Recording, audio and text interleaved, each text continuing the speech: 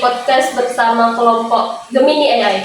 Kalau minggu lalu kita bahas tentang model antarmuka SPK, kali ini kita akan bahas yang gak kalah penting, yaitu gimana cara menghubungkan antarmuka SPK ke database menggunakan XMPP, terus lanjut ke cara mengambil dan mengolah data dengan metode perhitungan yang sering banget dipakai, yaitu SAW atau Simple Additive Weighting. Bersama saya hari ini ada 4 teman lainnya yang akan membantu menjelaskan bagaimana langkah-langkahnya. Jadi, mari saja langsung kita mulai. Oke, mulai dari dasar dulu ya. Dalam SPK alias sistem pendukung keputusan, antarmuka itu ibarat tampilan depan dari sistem atau tempat pengguna berinteraksi. Di situ, pengguna bisa memasukkan data, memilih kriteria, atau lihat hasil perhitungannya.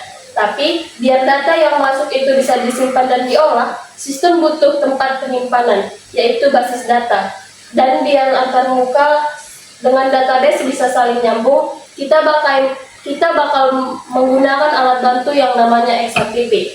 Di dalam XMPP itu ada yang namanya Apache, yaitu untuk menjalankan web server, MySQL untuk mengatur dan menyimpan data, dan PHP yang menjadi jembatan antara tampilan web dengan database.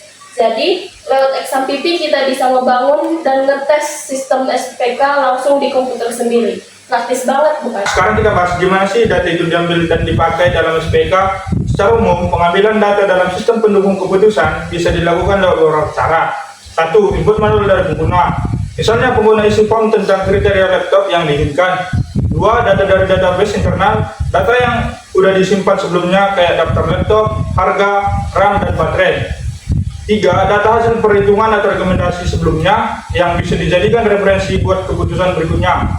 Contoh, di SPK pembelian laptop terbaik, sistem akan ambil data dari tabel berikut. 1. Laptop isi data spesifikasi.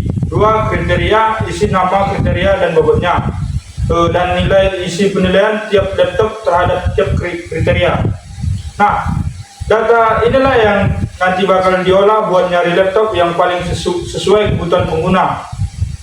Oke, lanjut ke bagian teknis sedikit nih. Cara nyambungnya antarmuka ke database, langkah-langkahnya kayak seperti ini.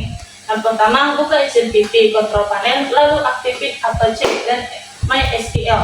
Terus buka browser dan ketik localhost atau php/myadmin. Bikin database baru, misalnya db SPK laptop. Yang kedua, bikin tabel-tabelnya kayak laptop, kriteria, dan nilai. Habis itu, sambungin tampilan web kamu, misalnya file index PHP ke database, itu pakai kode berikut. Kalau muncul tulisan koneksi berhasil, artinya antarmuka kita udah nyatu sama database. Nah, sekarang kita lihat gimana data dari pengguna bisa langsung masuk ke database. Misalnya, kita punya prompt sederhana buat input data.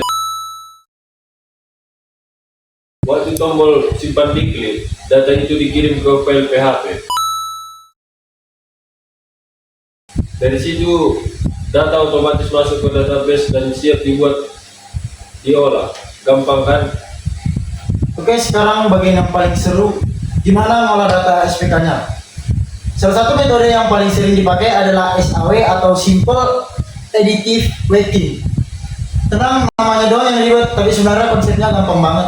Intinya gini, kita mau nyari nilai total nih dari tiap alternatif, misalnya tiap laptop, berdasarkan kriteria dan bobot yang udah kita tentuin sebelumnya.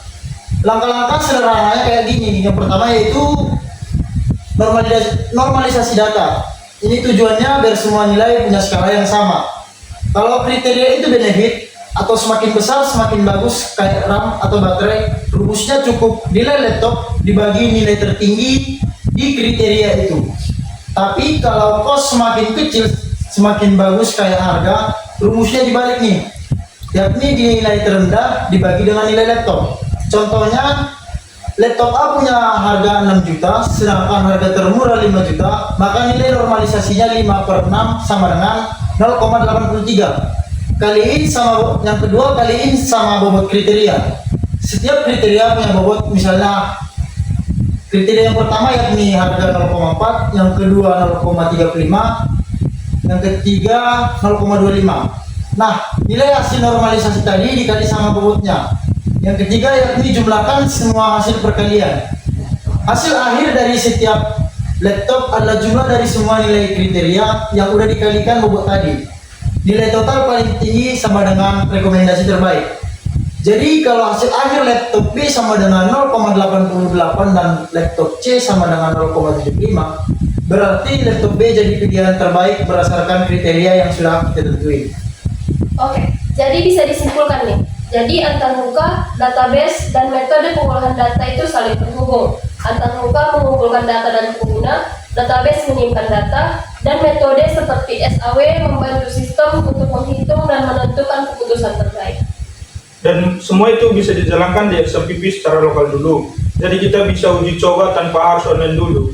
Pas sudah lancar, baru deh sistemnya bisa di-upload ke server beneran. Jadi, buat kamu yang lagi bikin SPK, pemilihan laptop atau topik lain, pastikan mengerti alur dari input data, penyimpanan, pengolahan, hasil keputusan. Betul banget, karena dengan alur itu SPK kita nggak cuma tampilannya bagus, tapi juga cerdas dalam mengambil keputusan. Oke, terima kasih untuk mendengarkan podcast kita kali ini. Sampai jumpa.